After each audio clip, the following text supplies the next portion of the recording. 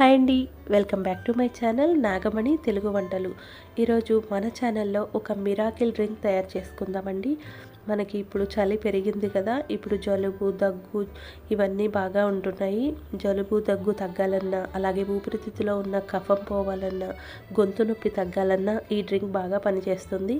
మనం న్యాచురల్గా ఇంట్లో ఉన్న ఇంగ్రీడియంట్స్తోనే చాలా ఈజీగా చేసుకోవచ్చండి. మనం ఈ డ్రింకు ఎక్కువగా ఉంటే 5 రోజులు 2 పూట్ల తాగాలి. కొంచెం తక్కువగా ఉంటే ఒక 3 డేస్ తాగితే సరిపోతుందండి. దానికోసం మనం స్టవ్ మీద ఒక గ్లాసు నీళ్లు పోసుకోవాలి. మనకి ఎన్ని కప్పులు కావాలో అన్ని కప్పులు చూసుకొని పోసుకోవాలి. ఇప్పుడు నేను 2 కప్పుల వరకు చేస్తున్నాను.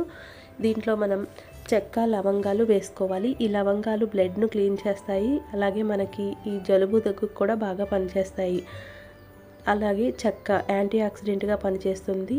జీలకర్ర 1 స్పూన్ వేసుకోవాలి. ఇది కూడా మనకి బాగా పనిచేస్తుంది. మూత్రాశయంలో రాళ్ళు ఉన్నా కూడా కరిగిస్తుంది. అలాగే వాము వేసుకోవాలండి. వాము గ్యాస్ తగ్గిస్తుంది. అలాగే మనం మిరియాలని కచ్చాపిచ్చాగా దంచి వేసుకోవాలి. సహజ యాంటీ ఆక్సిడెంట్గా పనిచేస్తుంది. అలాగే సొంటిని దంచి వేసుకోవాలి. ఇది జలుబు దగ్గుకు బాగా పనిచేస్తుంది. అలాగే ధనియాలు, ఈ ధనియాలు కూడా మనకి లివర్ని ఆరోగ్యంగా ఉంచుతాయి. అలాగే అల్లాన్ని మనం క్రష్ చేసుకొని వేసుకోవాలి. అల్లం జలుబు దగ్గు నుంచి బాగా ఉపశమనం కలిగిస్తుంది, జీర్ణశక్తి పెరుగుతుంది, కండరాల నొప్పులు కూడా తగ్గుతాయి. ఇప్పుడు ఇవన్నీ బాగా కలుపుకున్న తర్వాత ఇందులో మనం పుదీనా వేసుకోవాలి. ఈ పుదీనా ఆకుల్లో విటమిన్ సి రోగనిరోధక శక్తిని పెంచే యాంటీ ఆక్సిడెంట్గా పనిచేస్తుంది. ఐరన్, మాంగనీస్ సమృద్ధిగా ఉంటాయి. అలాగే తులసి వేసుకోవాలి. జలుబు, ఫ్లూ వంటి వాటికి తులసి బాగా పనిచేస్తుంది. అలాగే మెయిన్ దీంట్లో తాటి బెల్లం యూజ్ చేయాలండి. తేనె, మామూలు బెల్లం వీటన్నింటికంటే కూడా ఈ తాటి బెల్లం దగ్గు, జలుబుకు ఔషధంలా పనిచేస్తుంది.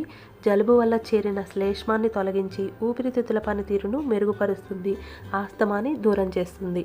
ఇవన్నీ వేసుకొని బాగా కలుపుకున్న తర్వాత మనం ఒక 5 నిమిషాలు బాగా మరిగించుకోవాలి. హై ఫ్లేమ్లో పెట్టుకొని ఈ విధంగా బాగా మరుగుతున్నప్పుడు ఒకసారి మనం మధ్యలో కలుపుకొని మూత పెట్టేసుకోవాలి. ఈ విధంగా మరిగితే మనకి చాలా బాగుంటుంది ఈ డ్రింకు. అలాగే మనకి ఈ తాటి బెల్లం వేయడం వలన వీటన్నింటి ఘాటు కూడా అంతగా తెలియదు. అందుకని చెప్పి పిల్లలైనా కూడా చాలా ఇష్టంగా తాగుతారు. కంపల్సరీ తాటి బెల్లాన్ని మాత్రం స్కిప్ చేయొద్దండి. ఈ విధంగా హై ఫ్లేమ్లో పెట్టుకొని మరిగించాలి. ఒక 5 నిమిషాలు మరిగించుకుంటే సరిపోతుంది. చూసారు కదా, ఇవన్నీ కూడా మనకి ఇలా మరిగేసరికి కలర్ కూడా బాగా చేంజ్ అయిపోతాయి.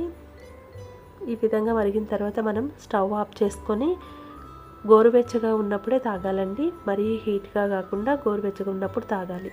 ఈ విధంగా మనం ఒక స్ట్రైనర్తో వడపోసుకోవాలి. ఈ విధంగా వడపోసుకొని మనం గ్లాసుల్లో పోసుకొని సర్వ్ చేసుకోవాలి.